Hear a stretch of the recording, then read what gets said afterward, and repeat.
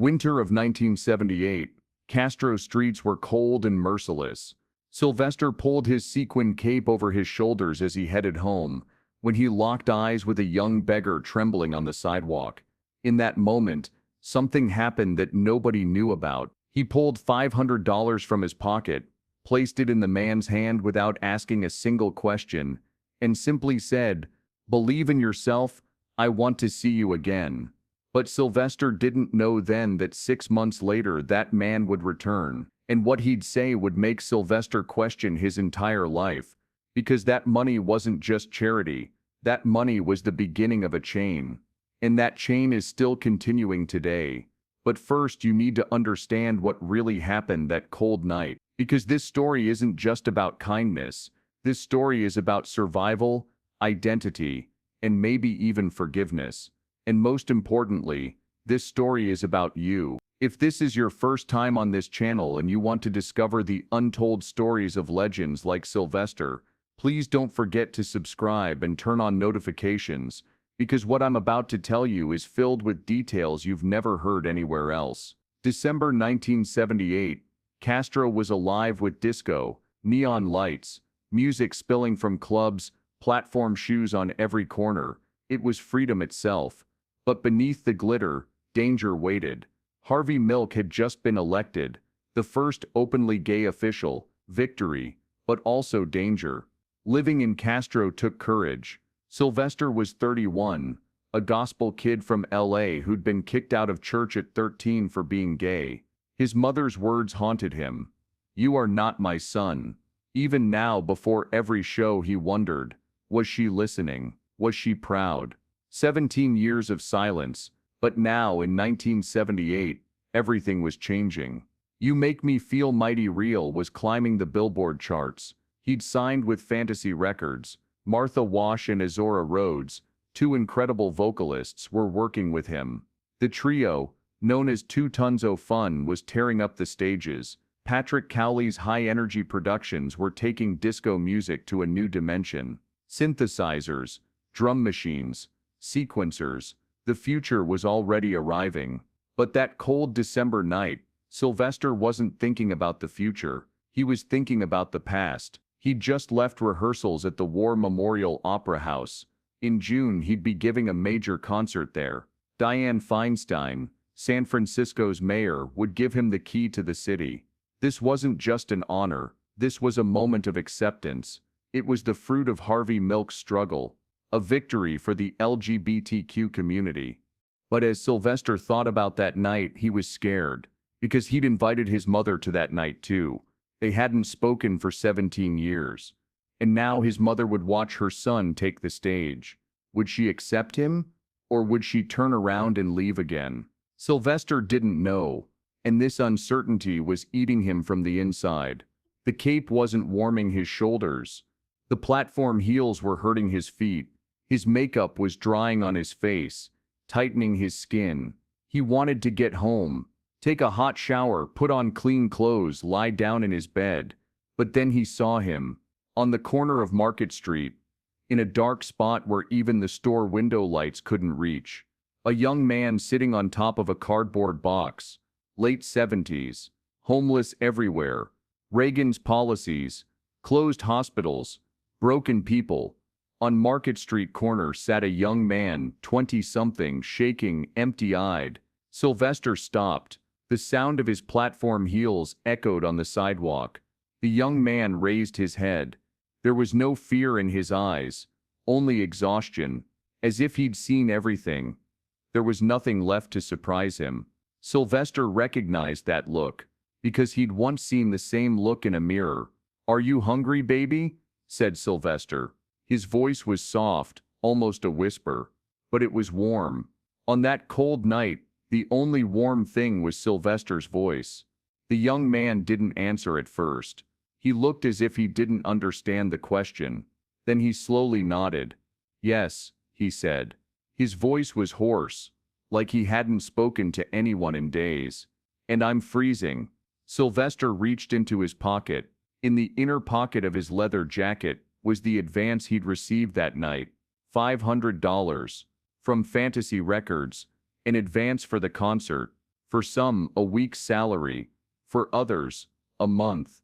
But for Sylvester, it was just paper. He pulled out the money, folded, and placed it in the young man's hand. The young man looked at the money. At first, he didn't understand what it was. Then he looked at Sylvester's face, then back at the money. His hands trembled. "This is too much," he began to stutter. "I just need food money." But Sylvester raised his hand. "I'm not going to ask questions," he said. "Use it for whatever you need. But I want something from you." The young man fixed his eyes on Sylvester. For the first time there was a spark in that empty gaze. "What?" he said. Sylvester knelt down. His platform heels sank into the mud, but he didn't care. He looked into the young man's eyes and said this: "Believe in yourself. I want to see you again. Live. Just live." Then he pulled out a business card from his pocket. On it was just a name and a phone number. Sylvester James Jr. He placed the card in the young man's hand. "When you're ready, find me," he said.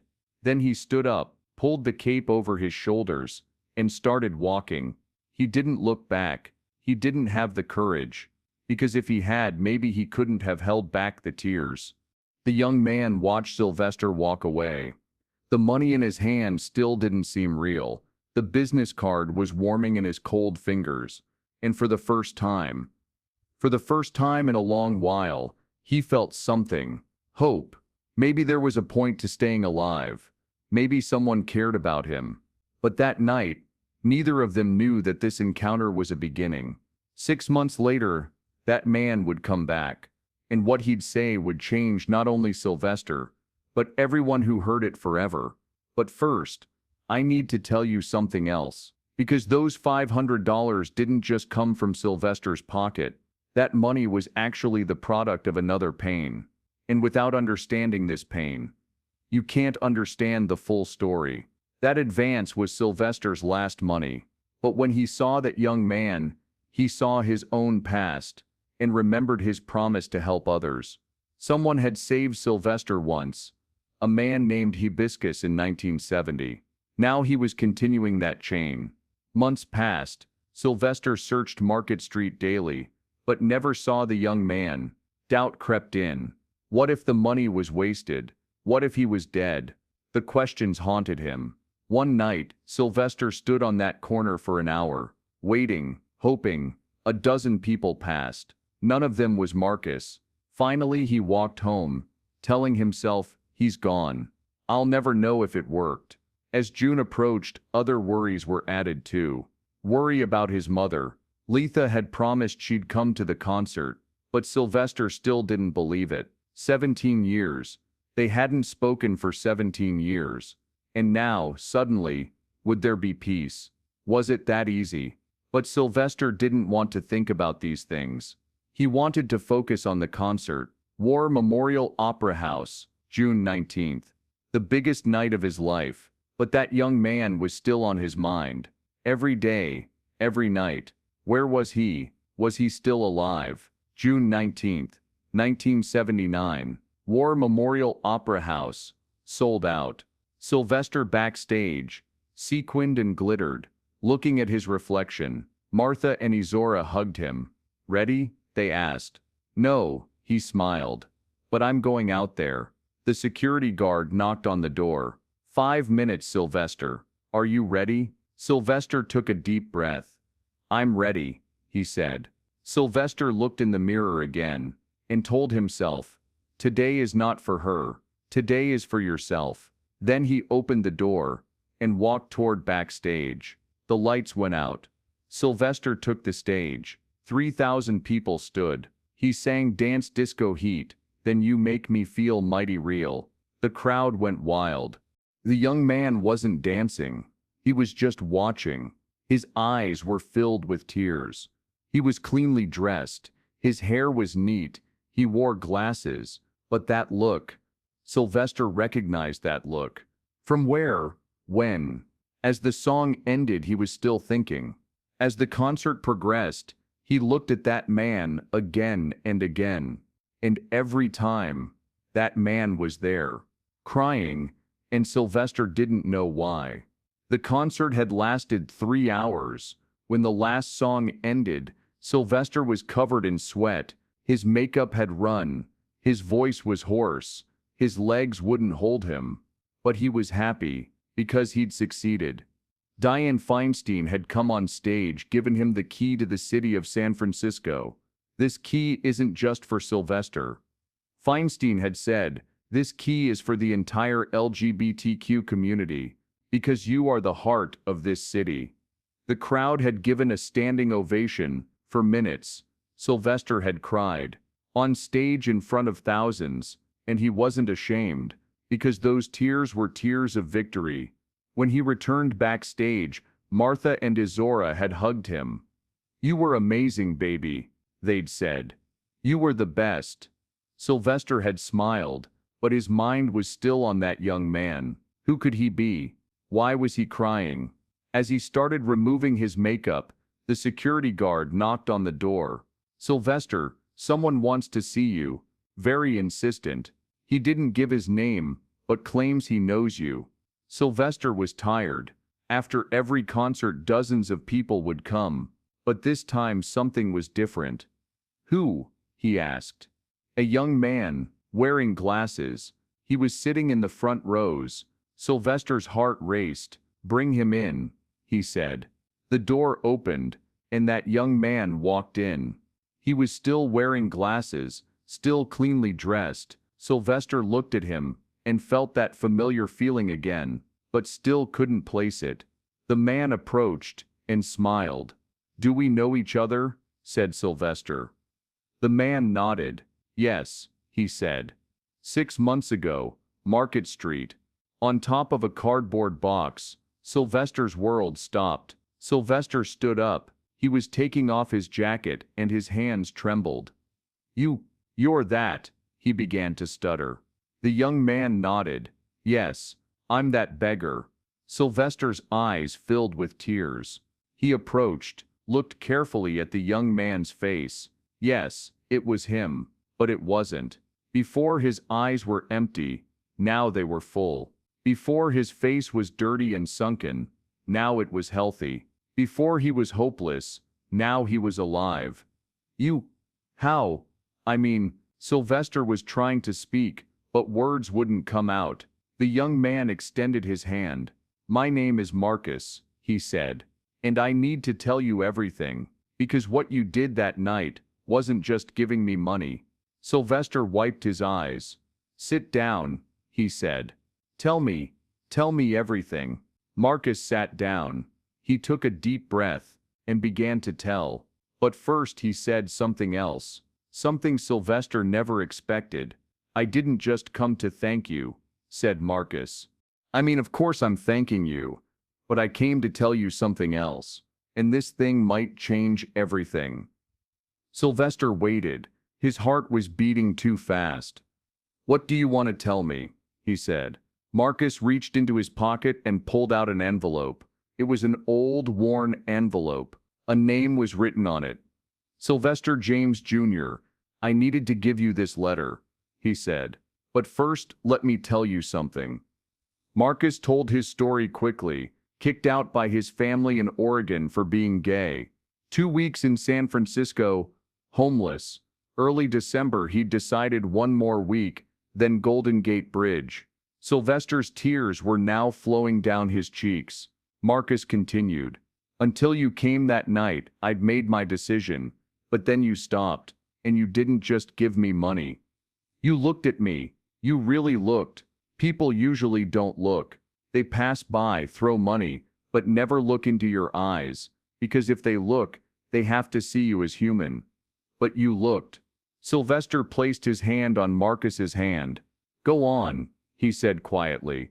And what you said, Marcus continued. Believe in yourself, I want to see you again. I repeated that sentence every day, every morning when I woke up, every night when I went to bed, because that sentence reminded me of something.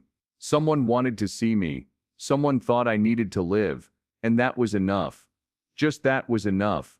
Marcus used that $500 to rent a room for a week. He showered, shaved, bought clean clothes, Then he walked into a Castro hair salon and asked for work. The owner, an old man named Tom, looked at him and simply said, "When can you start?" 3 months later, Marcus had an apartment. 6 months later, he had a life. "But I never forgot," said Marcus. "I always carried that business card in my pocket. I would wait until I found you, because I needed to tell you something." Sylvester couldn't speak. He was just looking. Marcus stood up. He extended the envelope to Sylvester. "I wrote this letter that night," he said. "My first night at the boarding house. Before sleeping in a clean bed, because in that moment I realized my life had changed." Sylvester tremblingly took the envelope. He opened it. Inside was a handwritten letter. No signature, but the writer was obvious. The paper was worn, folded, opened, refolded hundreds of times. Sylvester began to read. "To Sylvester, I don't know you, but I feel like I do, because you lived like me too. You were rejected too. You were on the street too, but you survived. And now you're giving hope to millions. The money you gave me kept me alive for just a week, but the words you gave me will keep me alive forever. Believe in yourself. I want to see you again. These words are an oath for me. I will live. I will be like you. I will survive. And one day I will thank you, but not just to thank you, to prove something to you, that I'm alive, that I've succeeded, that I believe in myself just like you believed in me."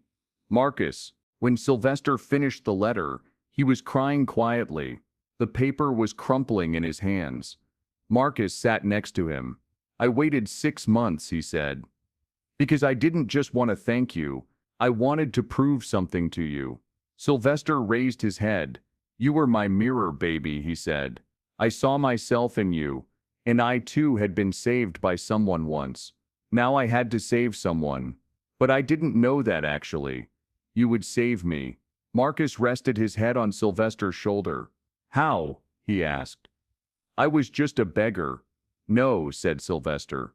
"You were my reminder, a reminder of why I'm here, why I take the stage. Because I'm not just singing. I'm giving life, just like someone gave me life, and this chain must never break." They both hugged, in the dressing room, in the silence after the concert, and in that moment Sylvester realized something.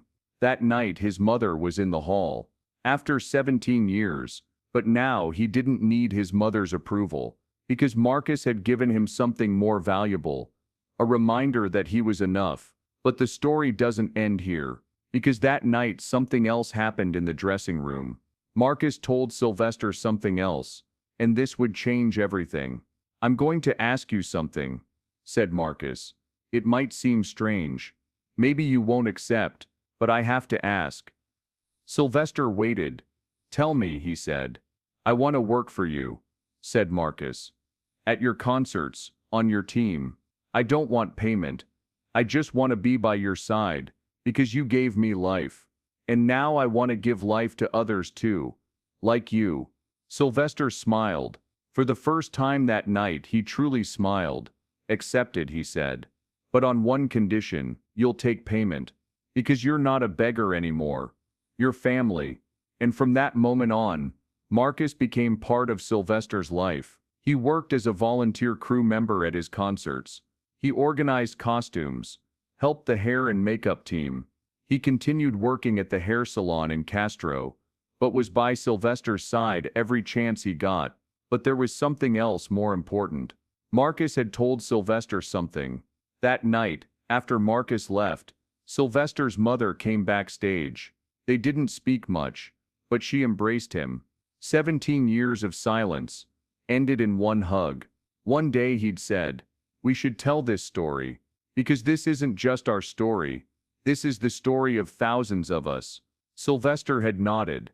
"But it's not time yet," he'd said. "For now, let this be our secret." Early 80s brought AIDS. Patrick Cowley died in 1982. The community was terrified. Nobody knew why. Sylvester spoke at Patrick's funeral. "He wasn't just a producer," he said. "He was my brother. And now that he's gone, I must carry his legacy. But at that time, Sylvester didn't know that his own time was approaching too. In 1987, Sylvester was diagnosed as HIV positive. When the doctor told him, Sylvester sat quietly. He didn't ask why me. He only asked, how much time do I have? The doctor didn't know. Maybe months, maybe years, but it was clear the end was near. Sylvester didn't tell anyone. He continued to be on stage, continued to sing, because he couldn't stop.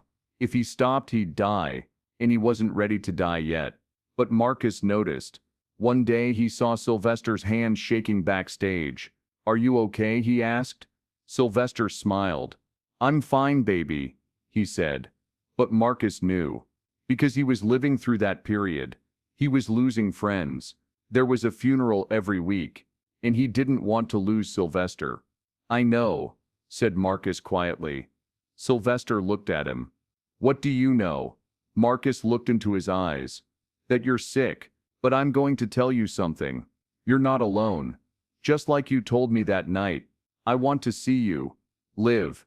Please live. Sylvester broke down in that moment. For the first time since learning about his illness, he cried. Marcus hugged him. I'm scared, said Sylvester. I know, said Marcus. I'm scared too, but we can be scared together. In the last months of 1988, Sylvester could no longer take the stage. After his last performance at Dreamland, he was hospitalized.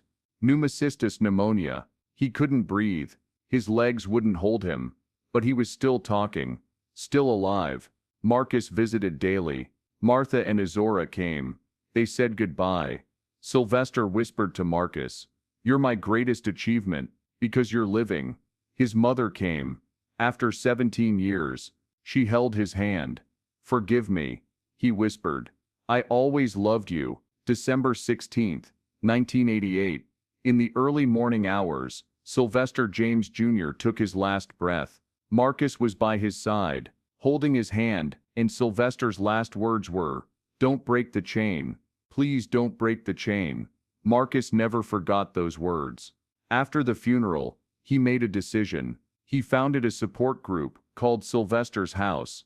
He helped LGBTQ youth struggling with AIDS, rejected by their families, living on the streets. He asked every new young person the same question. Do you believe in yourself? And he told each one the same words. I want to see you. Live. Just live. Years passed. Marcus aged. His hair turned white. His prescription got stronger, but he never forgot that cold December night. Every December 19th, on the anniversary of Sylvester's death, he'd go to that corner on Market Street. He'd sit there quietly, sometimes crying, sometimes smiling. Years later, Marcus spoke publicly about that night. Sylvester lives, he said, because the life he gave continues in thousands. In 2019, when Sylvester's song entered the Library of Congress, Marcus danced alone at home, remembering that cold December night. Marcus died in 2023. His last words, believe in yourself. Live on Market Street, strangers still ask, are you okay? It began in 1978 when Sylvester James Jr. saved Marcus. A plaque says, an angel stopped here. That life lives on in us, the chain must never break. Now I want to ask you something personal. Sylvester waited 17 years for his mother to see him. 17 years of silence. How long have you waited for someone to accept you? A parent? A friend? Someone you loved? Tell me in the comments. I'm reading every single one. And here's what I really want to know. What would your final letter say? If you had one last message for the world, what would it be? Sylvester's was, Mama, I made it. Thank you for finally seeing me. What would yours be? Write it below. Because here's the truth. We all want to be seen. We all want to matter. We all want someone to say, I see you, and you're enough. So tell me, which moment in this story hit you hardest? Was it the 17 years of silence? Patrick's death? That final letter? The $3 million saving lives? Drop a timestamp in the comments and tell me what made you feel something real. If this story moved you, Do two things. First, share it with someone who needs to hear it. Someone waiting to be seen. Someone afraid to be themselves. Second, subscribe and turn on notifications, because next week I'm telling you about another legend who changed the world but died too young. But right now I need to hear from you. Comment below, what's your "I made it" moment? When did someone finally see the real you? Or are you still waiting? Let's fill this comment section with stories of courage and acceptance. Let's create the space Sylvester fought for, where everyone is seen, everyone is heard, everyone is mighty real. Drop your story below. I'm listening.